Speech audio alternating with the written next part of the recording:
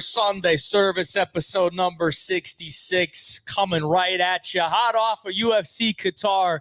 We had a little bit of time last night after the card came to a conclusion to go over some stuff, but I thought, why not just wait? Let's do it for Sunday Service. And then we got a week off. We got a weekend off. No UFC. There's not really much MMA in general until the first weekend in December. So we'll go over UFC Qatar. We'll talk all about what's next for the lightweight division, what's next for the welterweight division. Two big fights that had big implications on who gets the next title shot went down yesterday at UFC Qatar. We also had some other very solid performances. Waldo Cortez Acosta steps in on, 3 days' notice, flies across the world and knocks out the real deal, Shamil Gaziev, in round one. I was surprised he took the fight, but I was also very surprised that he went in there and did that to Shamil, because that's not really who Waldo is. But props to him. I guess he's got a ton of kids that he needs to feed and needs to get presents for Christmas. And he says he wants to do another one on December 13th, which is pretty impressive. And I hope he does, because I'll be at the Apex card, and I would love to see Waldo fight somebody on that card. So, couple other good performances. Volkan Oezdemir, round one KO. Easy matchup for him. Gets it done in round one. And I guess I wouldn't say easy matchup for him, but it wasn't a great matchup for Alonzo. And Volkan just purely the better striker, went at him, hit him with some big stuff, knocked him out. Miktabek Oralbai knocking out Jack Hermanson. Jack Hermanson's team should probably reevaluate where they're looking to go with Jack Hermanson's career. Not sure who actually was signing off on him moving down to 170. Thought it was a terrible idea. Proved to be a terrible idea, because the punch that he got hit with wasn't like some huge power punch. It hit the wrong spot, and maybe that was just the right spot to hit. But he went down like he had some chin issues, and he clearly does at this point in his career. 2 back-to-back brutal KO losses. Where does he go from here? Should probably hang it up, honestly, at 37 years of age. Oralbai, though, going back up to 170, looked a lot smaller, but he did get the first round KO, so I can't really say, he shouldn't move back down to 155, but he did look pretty small. Kyoji Horiguchi comes back to the UFC, takes out Tajir Ulanbekov. Dagestanis went 0-2. I guess 0-3 if you count Shamil. He went 0-3 on UFC Qatar, which is actually crazy. Don't remember ever a time where 3 Dagestani fighters lost on the same card, let alone 2 of them getting finished. Tajir looked terrible. Supposedly his weight cut is awful.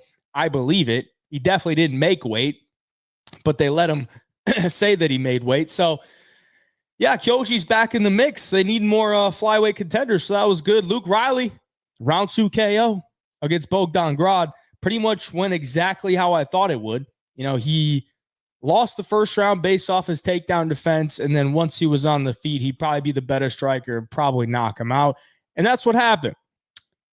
So I guess good performance for Luke Riley, but he's definitely got to shore up some of the grappling deficiencies.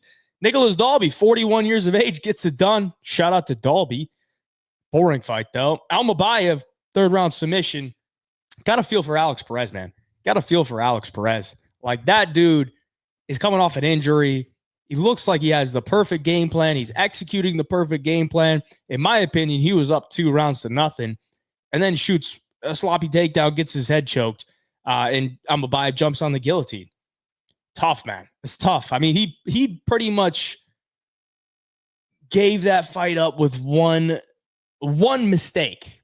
I thought he had it in the bag. Round 3, I thought he was going to cook him. Maybe even finish him, because Almabayev's striking is not all that great. And if he's not getting his takedowns, he ain't really doing much. But Perez, I think, just threw that fight, not on purpose, but he threw it in the trash, man. He was up 2-0. Unfortunate for him. Sarkera gets cleaned once again. Gotta love it. Rahman gets it done. Alexandre Topuria. I got to give it to Topuria. I was very impressed with Topuria getting it done there. And we didn't even talk about the co-main event. Ian Garry gets it done. Unanimous decision. 30-27. I'd be interested to know if you guys in the chat really think that was a 30-27. Or was it a Bilal win, dude? Like, when I was watching the fight, I had a bet on Ian Garry, And I thought he was winning, but it was a little bit too close for comfort, you know? I thought he won. 30-27 makes it sound like he blew him out of the water, but I do think he probably had a good argument to win all 3 rounds. It's just he's not really pulling away. Now, where do you go from here with Ian Garry? Just beat Belal Muhammad, who was the number 1 contender, was the ex-champion. Do you give him a title shot against Islam? If we're talking about merit, I think you have to give Ian Garry the title shot against Islam. I mean, the only guy that he's lost to was Shavkat Rakhmonov. And I guess you could give Shavkat to Islam, and I would be fine with that.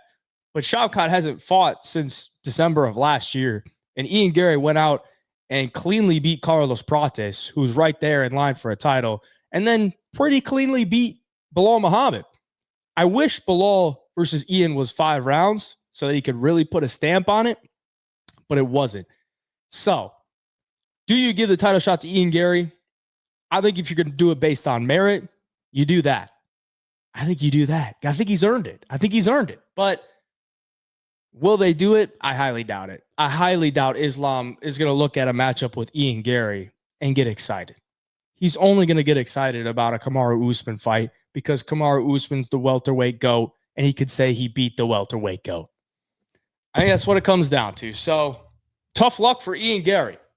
Maybe he'll have to run it back with Shavkat. Who knows? But that's pretty much the card recap. We'll definitely go more in depth on some of this stuff. But I'm going to hit these chats, see how you boys are doing. T-Swizz, yo, good hit on that parlay, bro. Fucking over 2.5 in that Horiguchi fight. Fucked me. Out of 2.8K, 12 seconds. Yeah, that's brutal, man. That's brutal. Tajir was hard to watch. It was a hard watch. Hey, Job, did you have a single round for Belal? You know, honestly, no, but I'm probably biased. Because I had a bet on Ian. But trust me, like, I'm not really looking to, like, hype up Ian Garry. So am I that biased? Probably not. What is perspective of the Khamzat and Ian situation? I put out a tweet, kind of went viral. I'll read it back.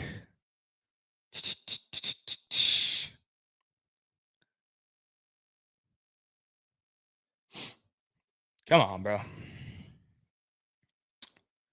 All right, so my take on it, and I've been thinking about this for a while, because anywhere you go, or whenever Ian Garry is either on a fight week or he's there for like a guest appearance or whatever, or he was there for Belal versus JDM. If anyone remembers this, Ian Garry beats Carlos Prates, and then he goes and he's the backup fighter, or was the backup fighter for JDM versus Belal.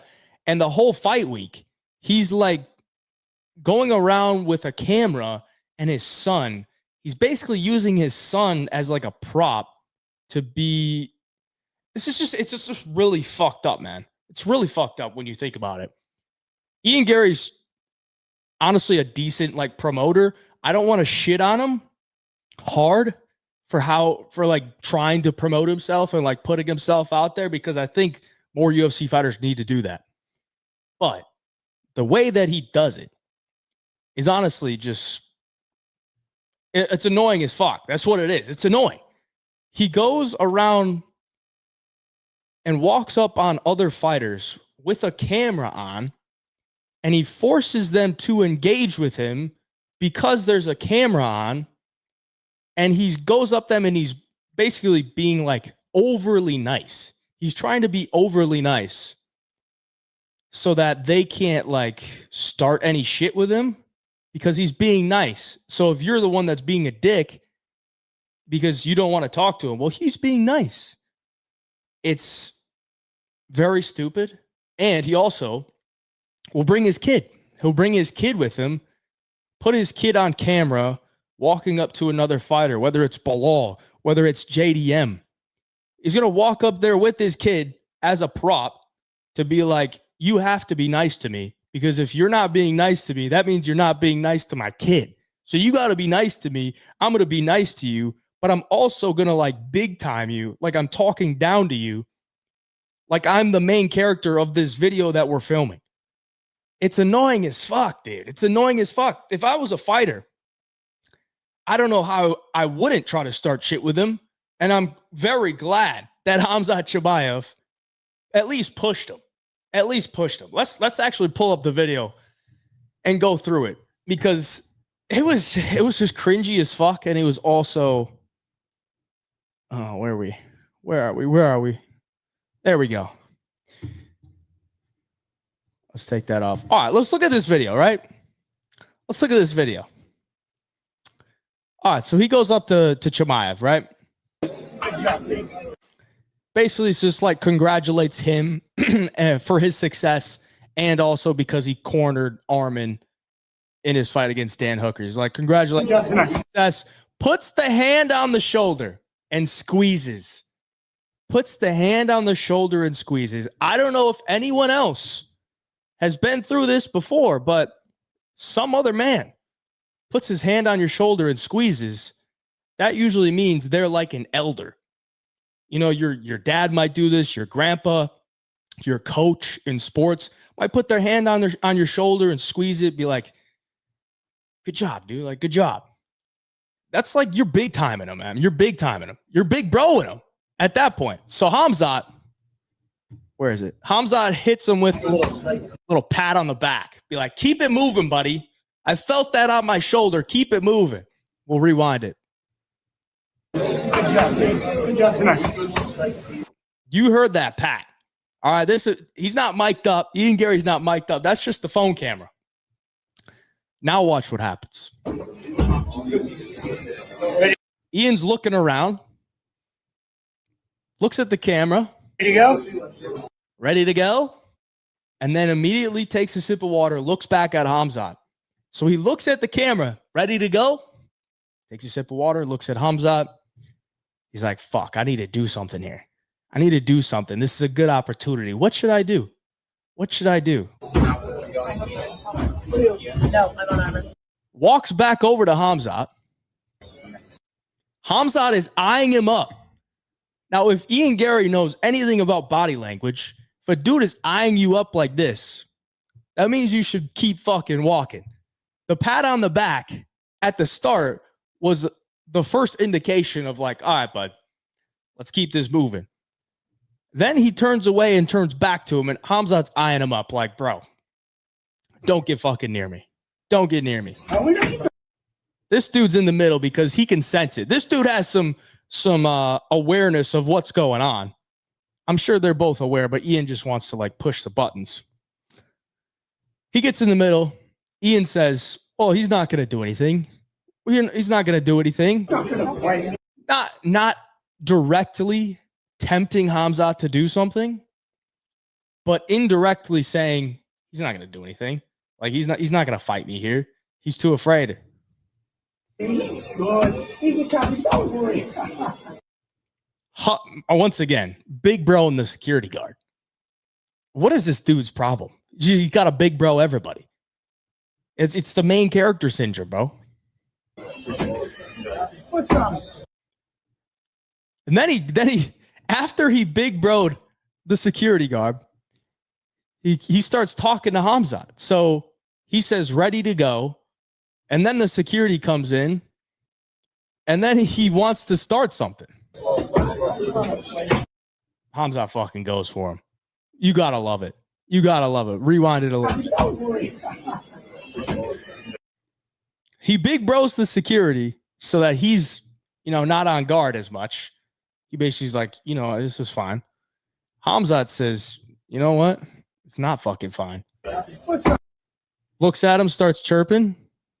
Ian starts chirping back. Love it. You gotta love it. Come on, relax. And you got the fucking baldy coming in. Relax. Khamzat, oh, fuck you up, bitch. Bro. If you wanted to fuck him up, you would have. All right. I'm not saying like Khamzat's completely in the right here, but if you wanted to fuck him up, you would have. You definitely could, though. Definitely could fuck him up. But like a push to the chest, like, kind of, I don't want to say it's like kind of it's like a just keep it. He had to, honestly, he had to. All right, he already patted him on the back. He already eyed him up. If he doesn't want to actually get into a fight, I guess you just got to push him. Because after that, if you push him and then he still comes back to you, you're fighting. Pat on the back, keep it moving. Eyes him up, like, bro, don't fucking come near me. Ian continues, pushes him in the chest. If Ian comes back after that push, they're fighting. And then he acts like the victim. Like, what are we doing here, bro? Acting like the victim. He antagonized the entire scenario to the point where Khamzat's like, step one, Pat, get the fuck away. Step two, I'm eyeing you up. You better keep it the fuck moving. Step three, he's throwing a push. Not a punch, but a push. So you went through all these scenarios. Don't act like the victim. You're the one that was antagonized. That's just childish. Just because he's the fucking champion of the world does not mean he has to take your shit. All right? You're meant to be a champion in this sport. You're meant to be a champion in this sport. Your friend just won. Don't ruin this victory. Arman, congratulations. Arman, congratulations. Good Lord. Get the fuck out of here, bro. Get the fuck out of here. So annoying. We had to go over that. We had to go over that. I don't really think that there's any reason Ian needs to be going around with a camera on, going up to fighters and recording every single interaction that he has with them. And when he is having interactions with them on camera, why is he always acting like he's the main character? He goes up to JDM on fight week with Bilal, with his son, trying to give him M&Ms. JDM's like, bro, fuck off. Like, I'm not trying to deal with your little jokes with you and your son. And the fact that you brought your son on camera too is the only reason I can't tell you to fuck off right now, because then I would look like a dick. This fight week, he goes up to Bilal with his son again. They're about to fight in like 2 days. He goes up to Bilal with his son, and he's like being all nice to him, basically acting like he's like trying to act like they're teammates. Like their teammates about to prepare for the card, and they're just meeting up. Dude, he's your opponent. Like, I get you want to be respectful, but the respecting, it's a very weird thing, because you can respect somebody but not need to like go up to them and like ask them how they're doing. Bring your son around so they can't tell you to fuck off. And then this one is just the icing on the cake. Looks at the camera. You ready to go? Oh, wait, I got to do something because I got to get some type of clip out of this. Now, credit to him, because obviously we're talking about it, so it makes sense, but it just pisses me off, man. Just pisses me off. We could talk more about Ian Garry's actual performance, which I thought was pretty dang good, but we'll hit these chats first. I'm going to scroll down a little bit to get it to Full Send MMA had an interesting breakdown. Is that true? I didn't see it. I'll have to go look at it. What about Ian Machado versus Sean Brady? I could see that. So only 2 more UFC cards on ESPN? Yes, 2. I was so impressed with Topuria. The confidence and skill that both him and his brother have are elite. I agree. He is. I mean, I didn't think Topuria was going to be amazing, but I was very impressed with his performance, bro. Garry is cringe as shit. Could not agree more. Homie, 322 was boring. It was pretty boring for the main and co-main. You can't shut on him. He's very aware of how he comes up onto other people, and they can see what he's doing. Exactly. Glad someone is thinking same as I was. I'm sure a lot of people were. You shouldn't be bringing kids to MMA fights, period. Inappropriate. Like Sam Alvey loved to bring his kids to watch him get brutally KO'd. Oh, man, that sucks. I thought Garry 130-27. His leg kicks were brutal. Bilal's legs were beat the fuck up. Great scrap, though. Should have won fight of the night. It was a good fight. I would say that.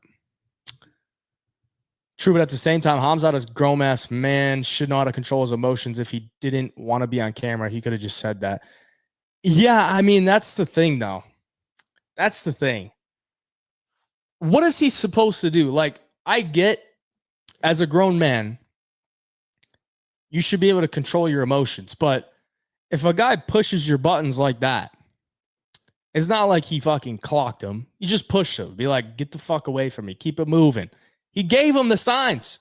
Bro, as human beings on this earth, you should be self-aware and you should have spatial awareness. If you don't have that, then you deserve what's going to come to you. If you don't pick up on the signals, fucking get ready for some action. All right? There were many signals before Khamzat actually pushed him to where Ian could have realized, like, bro, I should not be doing this. I should not keep pushing his buttons. I mean, Ian's reputation wasn't good since the beginning. I understand why he's trying to bounce back, but the way he does it, I think he should just lean into it, bro. Like, Ian Garry is cringe as shit. His promo he had to Islam when he was walking out of the cage, cringy as fuck. He should just lean into it, bro. He should be like a villain, but not like a Colby Covington villain. He's like the nice guy villain, the fake nice guy. Like, Ian Garry's, I don't believe he's a nice guy. I think he's a fake nice guy. Ian totally was trying to talk down to Bilal, telling his son to tell him he's going to knock him out. That was fucked up. That was real fucked up. Why are you doing that? Like, they should have fought right there. He acts like the virtuous one after putting his hands on Khamzat first, who did not want him there. They aren't known friends. Exactly.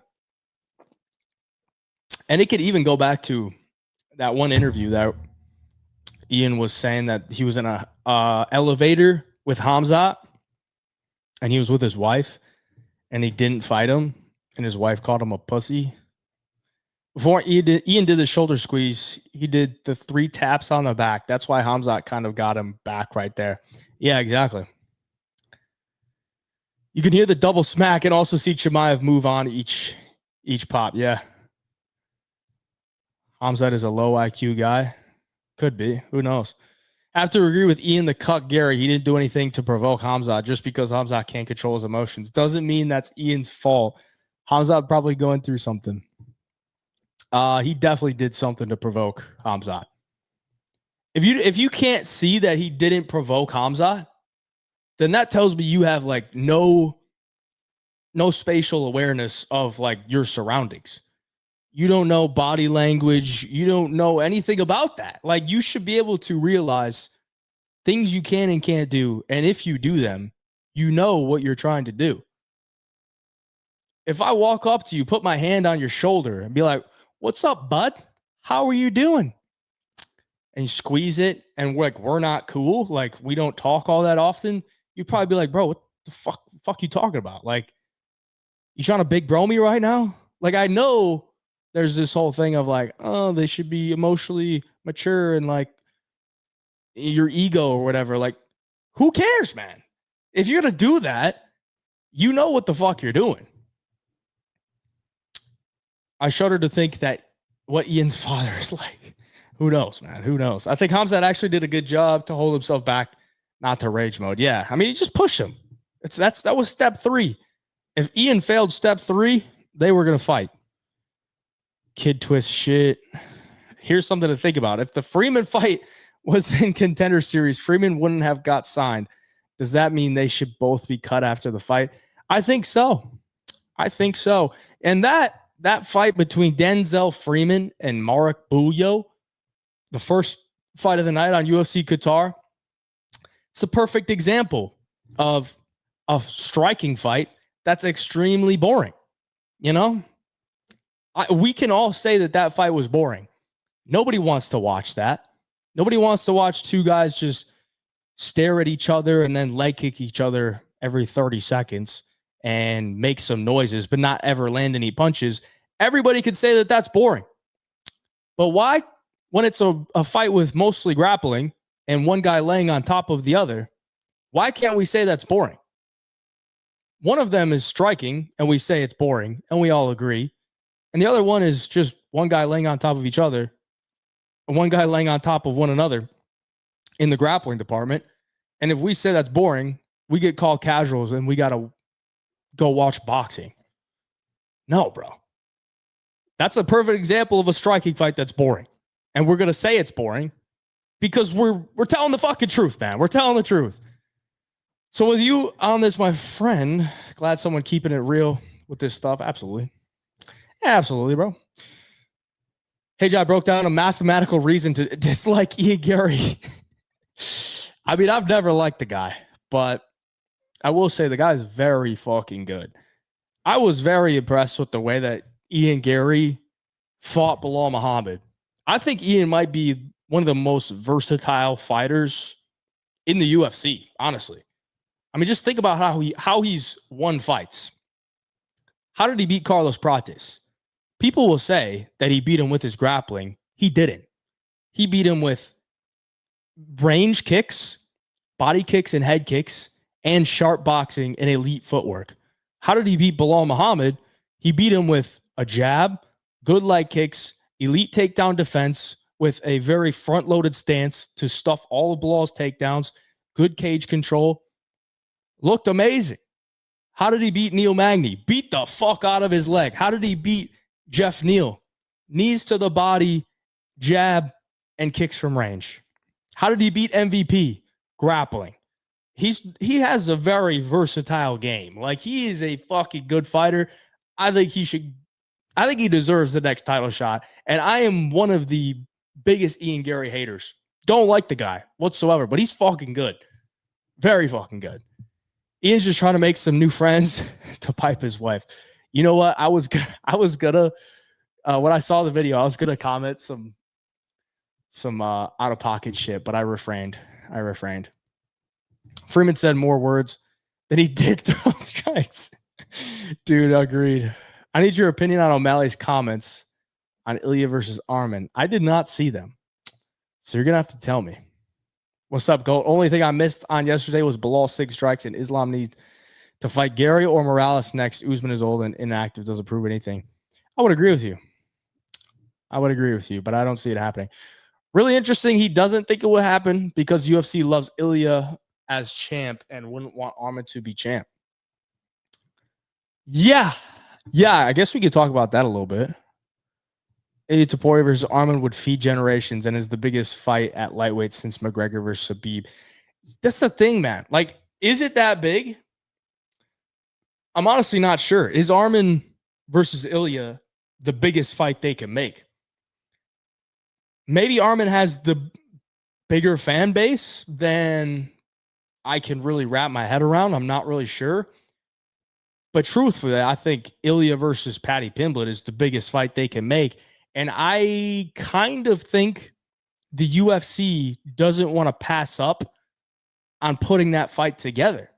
Because if they don't do Ilia versus Paddy Pimblett now, they might lose the fight completely. Because if Ilia fights Arman and then Arman becomes champion, well, do you want to do Ilia versus Paddy not for the belt? Don't know. If you do Ilia versus Arman and Ilia still is the champion, but Paddy has to fight somebody else, then Paddy could lose. Then you can't give Paddy a title shot off of a loss. So I kind of think the biggest fight that the UFC can make in the lightweight division is Ilia versus Paddy. So the question is, does the UFC do that? Even though we don't really think Paddy's ready for a fight with Ilia, they might, because they might lose the chance to make that fight when they're two big stars. They obviously have a lot of beef together as well. So I kind of think the UFC might do that. I think they might do Ilia versus Paddy. But if they don't, then they absolutely needs to do Ilia versus Arman. And I think Arman's the guy that deserves it. He clearly deserves the title shot. He was supposed to fight Islam, pulled out, got his win against Dan Hooker. Wasn't exactly like the hardest fight, but got a win. And he's been deserving of it for a while. What would you think of Ilia versus Paddy when then winner gets Arman? Ariel said that's the best plan UFC can have right now. I think that's probably the move, bro. Like I said, I don't know that they're going to pass up on Ilia versus Paddy. Ian Garry tries that Charles Oliveira shit before the fight, going over to the corner. Yeah.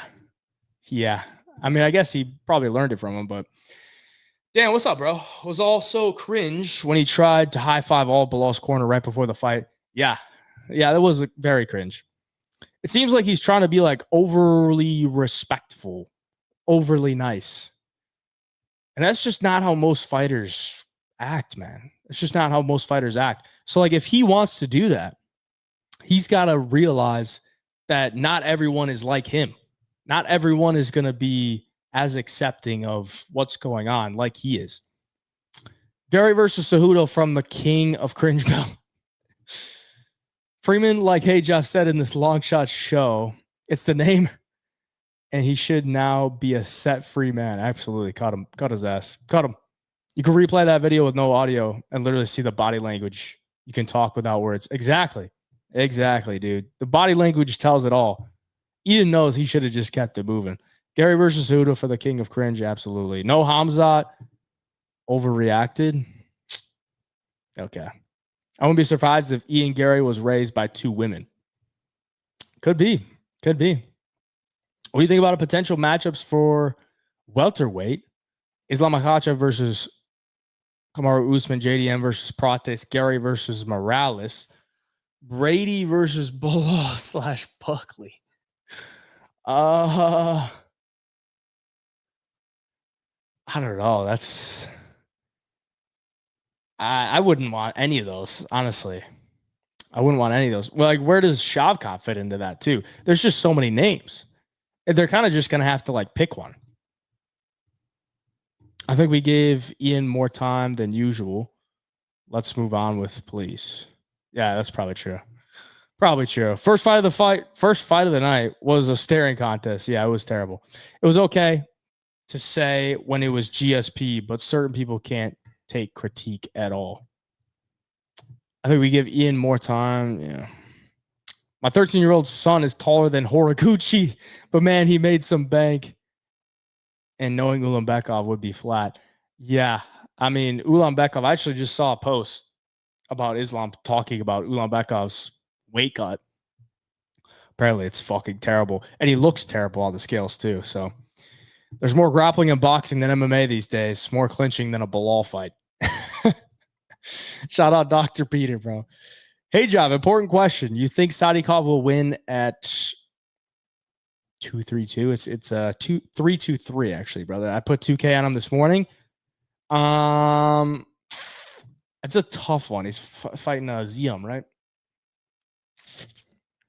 I think he's live, but he's probably gonna need a finish. Sadikov's he's good. He's just not a great minute winner. Starts slow, so he's probably gonna need a finish, man. You don't have to tweet it, but tell us what your out-of-pocket comment would have been about Ian. Oh, man. All right, so the video of Khamzat pushing Ian, I was gonna comment. Ian asked Khamzat if he wanted to fuck his wife, but I refrained because trying to be a little bit nicer, you know. Ilia versus Patty bigger than Ilia versus Arman. I think it is, bro. I think it is. Maybe I'm wrong, but I think it is. Chiefs -3.5. Fucking shoot me, bro. You know, I woke up this morning and I was like, all right, there's no UFC card to prepare for. Let's bet a little NFL, eh? Let's bet a little NFL.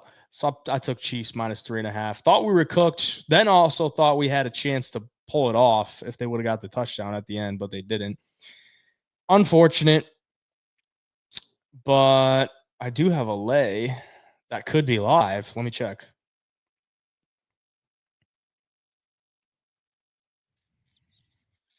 All right, we could be live here, boys. We could be live.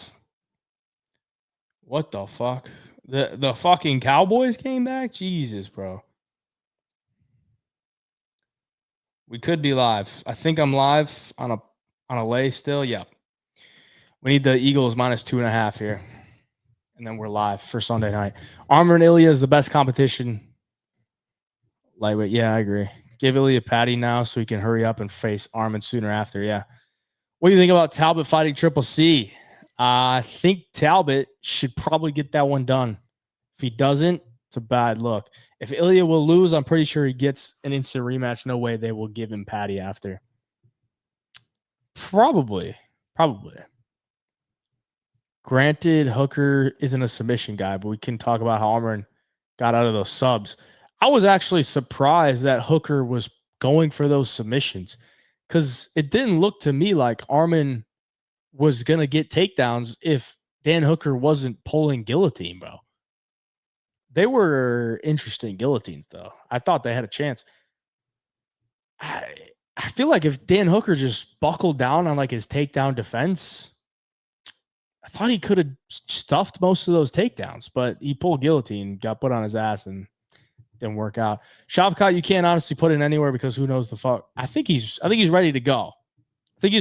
But I think he needs to fight somebody before he fights for the title. I want to see if Morales beat Ian because he already hates him already. That's true. I guess Morales does hate him, so I would be down for that. Farazim will win. Probably, bro. I kind of leaning towards him. Yakiev by KO was such an awful beat. Yeah, that was brutal, bro. He had him KO'd and then just jumped on his neck. Just can't bet it against Sadikov after Moda. That's like every Sadikov fight, though. He's always losing until he wins. So he's either looking really bad and then he wins, or he's going to lose. I donated it to the NFL today. Yeah. I donated a little bit as well. Moda should have won that fight by TKO. Ref let it go too long, and Moda gas. Sadikov visibly quit, and the ref still didn't stop it. I don't think he quit. He's just like kind of dumb in that way where he's willing to take shots. I don't know what it is, man. He just like needs to get hit in the face until he starts fighting. Loader's probably still sleeping in Qatar somewhere. That was shady. Yeah. What to do with friends who thinks he's hardcore, but just a casual and says Charles Oliveira is his favorite fighter from TikTok. Just let him be, bro. Just let him be. Betting on the EVs and OVs in their last name doesn't really work anymore. Only in Abu Dhabi, bro. Only in Abu Dhabi. You can't do it anywhere else. It's got to be in Abu Dhabi. Abu Dhabi, they don't lose. Qatar, they might lose. Do you have Pantoja or Van? I think it's probably Pantoja, bro. Pantoja sub Merab decision. Is it live? It's going to be the most likely outcome. He fell to his knees. Normally, that's an instant stoppage. I don't think he did. I just watched it back a couple of days ago. I don't think he fell to his knees. I think he was fine. Can the fucking Eagles pull this shit out or what?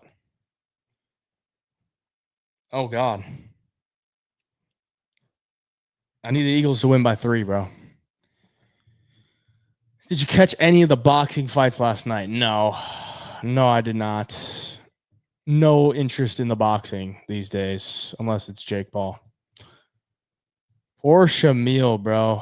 Poor Shamil.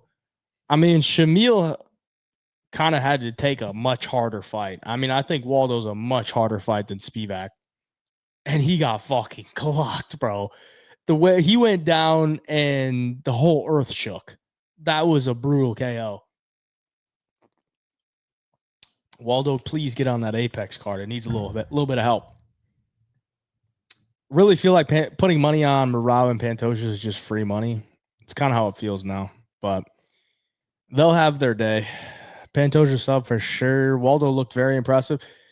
I mean, I think he just went in there and he's like, dude, I'm just going to fucking knock this guy out because that's never how he fights. Never how he fights. He's never really that aggressive. But he was super aggressive against Shamil. I guess maybe he thought his cardio wouldn't be as great, so you want to get it done. What do you think of Toporia's performance? I saw a lot of holes, especially since I had money on Topuria. I mean, Bexot's good. You know, I think Topuria like kind of cleanly won that against Bexot. The problem with facing the Topuria brothers is you can never escape them. They're always in your face. And that was a huge reason that Alexandre beat Bexot that cleanly. It was Bexot got tired of always having a guy in his face, and he got overstimulated, and he couldn't keep up with the pace and the pressure. And it's not even like the Topuria brothers are in your face, like moving around all the time. It's just very economical. They don't really have to do much except maybe take a step back, maybe shoot off to the side, maybe level change. It's just very economical way of fighting, and it's very effective. And the jab that Topuria put on Bexot, there's no telegraph on it. He just pokes it out there, Bexot's face was fucked up badly from a jab and a two. Jab and a cross. That's pretty much the only thing that he threw the whole fight. And it was just very effective. So I thought he looked good, man. Can't believe there was a time I thought Shamil would be champ.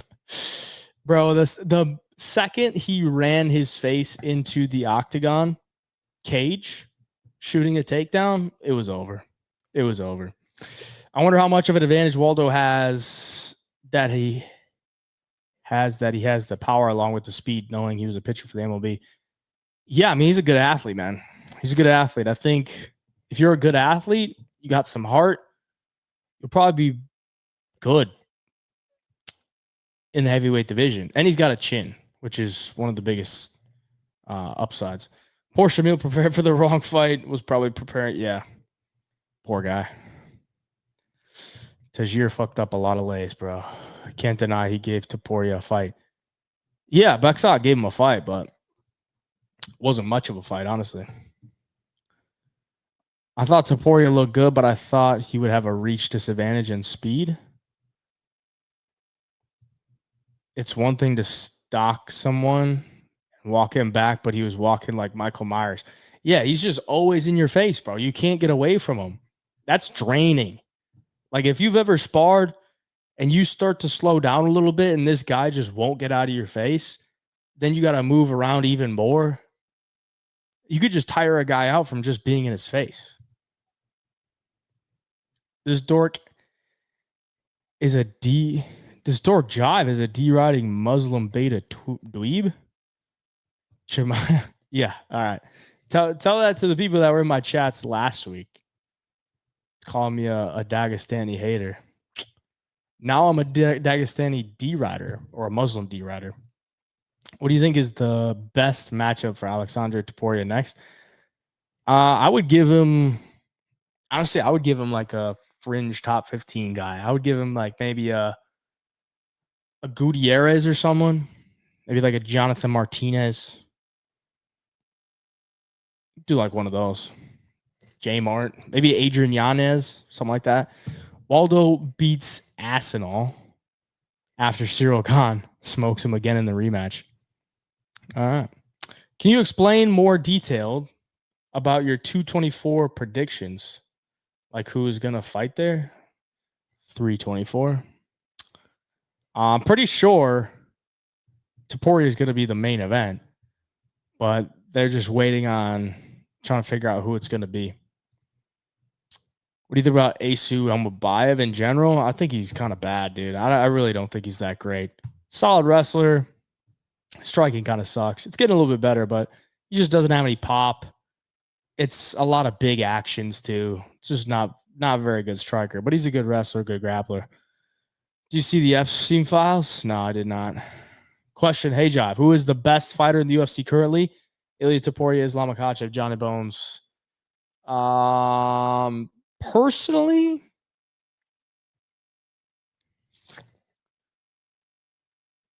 it's tough. It's tough. I mean, I think the top three are Ilia, Islam, and Merab.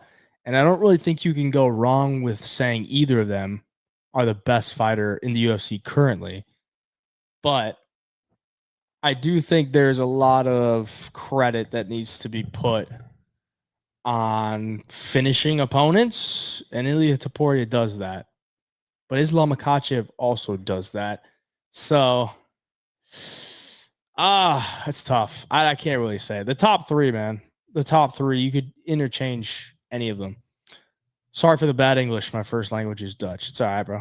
Gary trying to play the tough guy rap on the back of Khamzat. Agreed. Do you have Royval or Cop, and by what? I just hope it fucking happens because I bought tickets to that event. And if the main event falls through, I'm going to be pissed. So, yeah. I just hope it happens, bro. Joshua Van would mostly Asu, and I would pay to see it after the Ochoa fight. Yeah, I would love to see Van beat up on Almabayev. That forward pressure does work, but you need elite boxing defense for it to work. Alexandre might have problems with another good boxer that will weigh and slip and rip that jab. Yeah, you're probably right. But the thing is, Topuria, I mean, Alexandre is different, but like Ilia faced another great boxer in Max Holloway. Look what the fuck happened. Knocked him out. So, and, you know, Ilia's nose was busted up a little bit from the jab and stuff. Yeah, it's definitely a style you got to have really good boxing for, but they do. Pantoja's fucking goated, dude. It would be crazy giving Patty the title fight. It would. What's your opinion on the Dalby split? I thought Dalby won, but I wouldn't be shocked if they gave it to the other guy. Any predictions on who will be the White House card? I kind of think Islam might be on it. I think they might do Islam versus Ilia if they could make that happen. Or maybe like Ilia or Islam versus Shavkat, maybe, or Islam versus Kamaru. Kind of think they might do Islam. Hey, Job, I don't understand how people can be so down on Tom Aspinall since he lost that first round versus Gone. How many times have we seen a fighter lose the first round only to come back and win? It's very true. It's very true. I mean, people like to hate, man. People like to hate on very hyped up fighters. That's just what it comes down to. Did you hear about the MMA Guru and Mighty Mouse drama? I did. I don't really know what to elaborate on that, but I did hear about it. I can see why that they stopped their show. I mean, if I was DJ and I was going into like train with the Dagestanis and they know that I do a podcast with the Guru and they've seen what the Guru says, like, yeah, you're probably going to feel pretty awkward about that. And if you're going to do a podcast with another guy, you should probably know what they're saying on their channel, or at least be aware of it because you're associated with them. So I get why they stopped. I also don't really think it's like a big deal. Like, okay, they stopped doing their show. It was a big show. So I guess it was a big deal, but they stopped doing it. It's not like they're both quitting YouTube. Like, they're just not going to do one show that they do together. Revel and Cop will definitely go to the decision. I don't know, man. Could be a banger. Morgan Charrier versus Melky predictions. I got Charrier because I don't see what y'all see in Melky's striking. Well, I don't really see what you see in Morgan Charrier. And I'm never really high on either guy. But I do think Melky could beat him. Islam's next fight will be the White House. I kind of think they might, dude. I feel like Ilia throws a bit wider than Alexandre as a boxing guy. That jab was becoming so telegraphed. Bekzat just didn't have the tools to counter it. Yeah. Yeah, I mean, that's the thing, Paku, is like most MMA fighters are shit boxers. Like, they're just real shit. So it's not like you got to have really clean boxing to be a good boxer in MMA. Most of these guys fucking suck at boxing because you have to know so many other things. So if you're a good boxer and you have a good jab, it can take you a long way, even if it is telegraphed. A lot of decisions incoming next card. Could be. If it happens, how do you see Waldo versus Aspinall goes? That would be tough, man. That would be tough. I'm not going to lie. I kind of think Aspinall KOs him. but Waldo could definitely clip him as well. I think it's awesome. He calls the Pirate of the Caribbean and then actually started speaking English his last fight. He already putting more attraction. Yeah, I don't know, man. Just never been a Sharia guy. Best fights of the year, Royval and Van. That's the one for me. I think you could also say Moda and Sadikov, though. That was a fucking sick fight. McGregor Chandler will be the White House? You think so? I fucking hope not. Patty should get another win before getting a title shot. No way he should get a title shot after beating a washed Michael Chandler. Yeah, that's just not how it works, though, bro. I'm sorry. Sharia the GOAT. He beat Chepe before Sabatini and was robbed. I'm extremely biased, though. Yeah, I don't think he won that fight, dude. Patty should not get the next title shot after beating. Yeah. 323 predictions when? I'll probably have my early picks video up before Thanksgiving, so you can check that out there. I still got to make it. I haven't made it yet, but it's coming, bro. It's coming. Pirate comment was about Waldo, not Sharia. Oh, okay. Got you. I got you. All right, boys. I'm going to hop out of here. Got to get the little one to bed, but appreciate y'all for joining. Sunday service in the books. We got no UFC this Saturday, so that sucks, but we got Thanksgiving. We got some football, and we'll enjoy that. And then we got 2 cards left in the year. Can't wait for them. We got the pay-per-view, the last official pay-per-view, UFC 323, and then the Apex card the following week, which I think I'm going to go to the Apex card, the last card of the year. So I'm excited for that. Excited to get into the holidays, but appreciate y'all for joining. Like the stream for me before you hop out of here. Subscribe if you're not already. And we will be back with the early picks video very soon. Till next time, hey, Job Picks.